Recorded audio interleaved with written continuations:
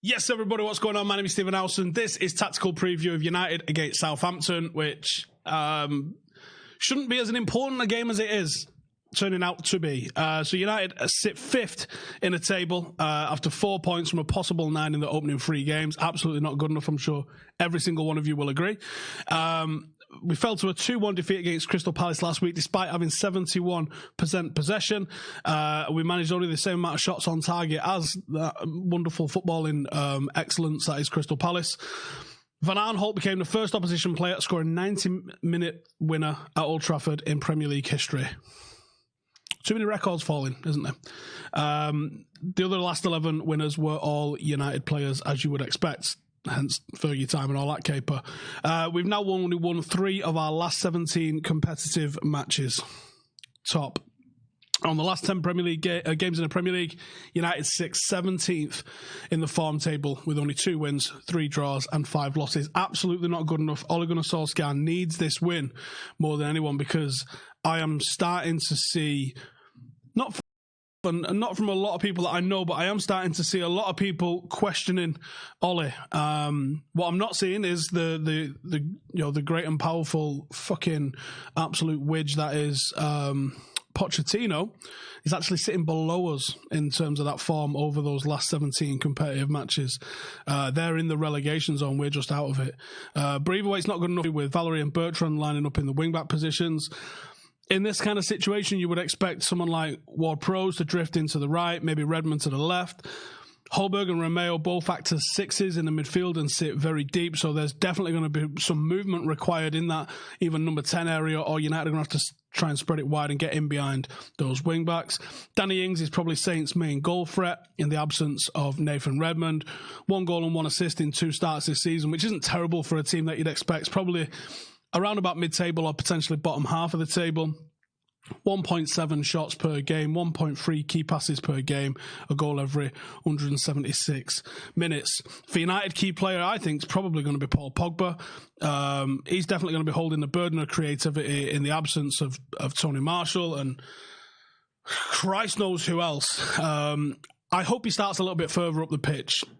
He's still averaging 2 shots a season, despite playing a lot deeper in the number 6 role that he's been played. 2.3 key passes per game. If that can get to 3 or 4 key passes per game, you're going to really start to see United and Pogba really start smashing it. 88% pass.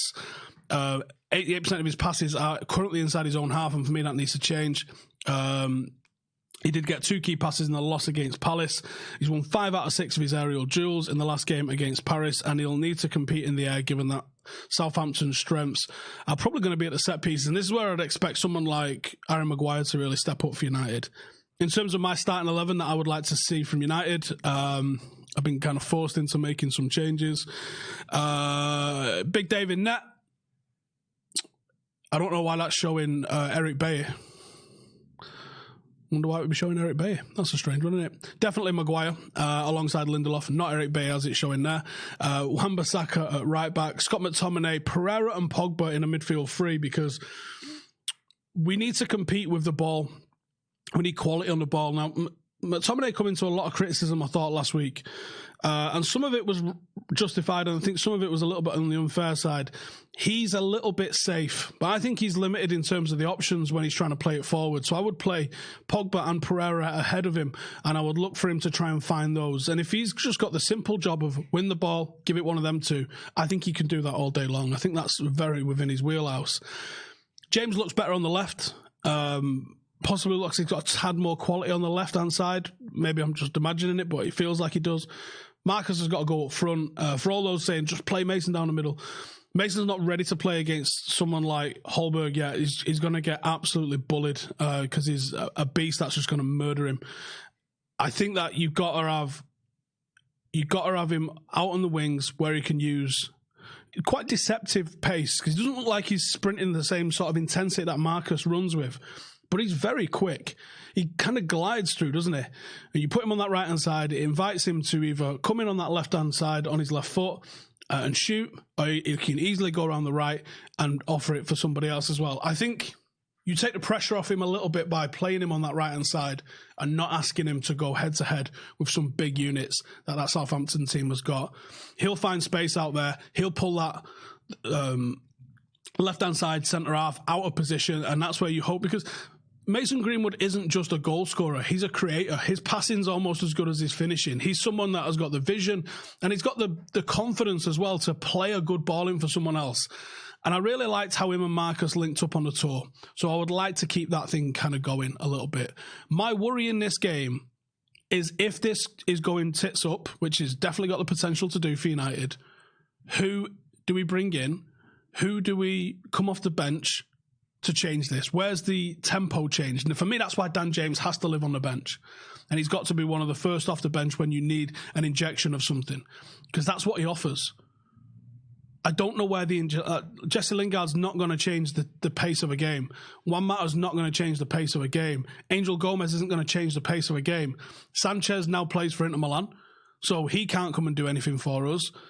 I don't think Chong's quite at the level of someone like Greenwood. I don't think he's quite ready yet. Where's the game changers in United's defence? This squad is extremely thin, and there's good sides and bad sides to that. There's probably more bad sides than good. One of the good points that you're going to find out is that all of these youngsters are going to get an opportunity. And when they get their opportunity, they're either going to sink or they're going to swim. But we'll at least know. And that's a good thing, because some of these might surprise you. And if they surprise you, you might have a genuinely top-class talent on your hand. Can Rashford be the Ryan Giggs to the class of 92 for this generation? And Mason being the David Beckham, perhaps. And then all the rest of them in the middle be your Gary Neville's, your Nicky Butts and your Paul Scholeses. The one that I'm really excited about, the one that I really want to see come through is Jimmy Garner. I think he's got more of an X factor about him than Scott McTominay's got. He's not quite ready for it yet. But I'm hoping that as later on we get the Europa League draw, we find out who we're up against. I hope there's a couple of easy wins in there, or perceived easy wins, where you're going to see the likes of Angel Gomez and you're going to see the likes of Jimmy Garner given opportunities. Because for me, that's what this club's always been about, and that's what I'd like to see us continue doing. They're good enough. They're old enough. And I'm hoping that's what Ollie's going to do. It's quite funny. I was having a conversation with somebody last night, and they were saying about how thin the squad looks. And it's a worry, and it absolutely is a worry. But you can't win, can you? I remember under Mourinho, loads of people would be like, I don't mind losing if we at least play attacking football. Okay, well, we play attacking football at the minute and we lost.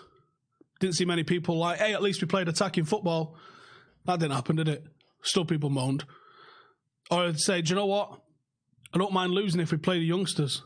Well, we've had the youngest team every weekend so far in the Premier League. Didn't stop people moaning, did it? We are trying to do this the right way, and he's impressively got rid of a lot of the deadwood, the likes of Smalling and Lukaku and all of these being moved on. I think is such a good thing. There we go, we've got the right team there now. With Maguire in it. Well, I say the right team, it's still got one mistake that we could do with getting rid of. I think he's trying to do it the right way. I'm hoping that he's at least been told, look, you've got a long time here.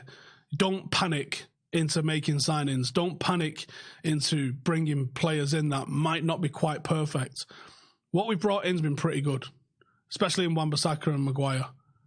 If we continue to make astute signings like that, regardless of what they cost, we'll be okay going forward.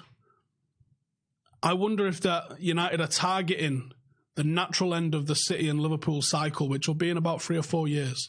Are they targeting that to say, by then, Angel Gomez will have played 150 games. By then, Marcus Rashford will be nearly 300 games deep. Are they targeting a time like that where this team might mature? I don't know the answer to that. And I certainly don't expect them to come out and say that that's what they're doing, because they'd never give their plans away public like that. But I wonder if that's what they're trying to do. The reason that they focus so heavily on the youth, the reason why they've cleared the ranks for the deadwood, are we going to start to see the likes of Tuanzebe, Angel Gomez, Jimmy Garner, Mason Greenwood? Because how good would that be to have a largely homegrown 11 that's smashing it? For ages, I've spoken on this show about at what point does it become unfeasible to buy players? When you've got Mbappe and Neymar going for nearly 200 million, at what point do you go, bollocks, I'm not paying transfer fees anymore? Let's spend 10 million like we just did with Hannibal on a 16-year-old. It's not a big gamble for a club like United. give him a couple of years in the academy and then see if he's got it, what it takes in the first team. If that becomes United's policy going forward, delighted. Don't know if it is or not. In terms of my prediction for this weekend,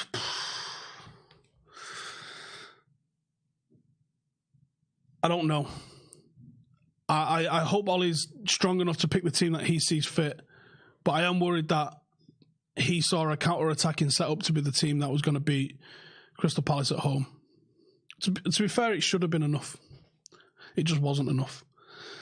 Early kickoff can throw all sorts of spanners into the works, can it? I did hear that Brandon Williams was travelling, and then I heard that he wasn't travelling. Which is a bit of a shame because I think that he's fucking better than Ashley Young, if I'm being honest. We will see how it all plays out, but we need a big win ahead of the international break just to quieten things down, because if we go into this with another loss and another bad performance, it'll be fucking horrible over the course of international break. Righty, I am about to wrap it up there, but before I do, I'm going to say come and follow me on Instagram. We're at a five-a-side tournament today, so if you want to come and see all what's going on there, I'll be putting it all on the stories, and the video of that will be out come next Saturday when it's international break. So come follow me on Instagram. It's the same everywhere you want to follow me, Facebook, Twitter, or Instagram. It's Mr. Stephen Howson. So come follow me on there. Come check out the stories of what's going to be happening today. Hopefully, we come away with some silverware, because we was unlucky. In the last time we played in this competition, we got to the semi-final, and we'll say no more about that, because we'll say no more about that. But we are going to go hopefully win this thing today. So come and follow us on the stories, and I'll see you in the next one. Laters.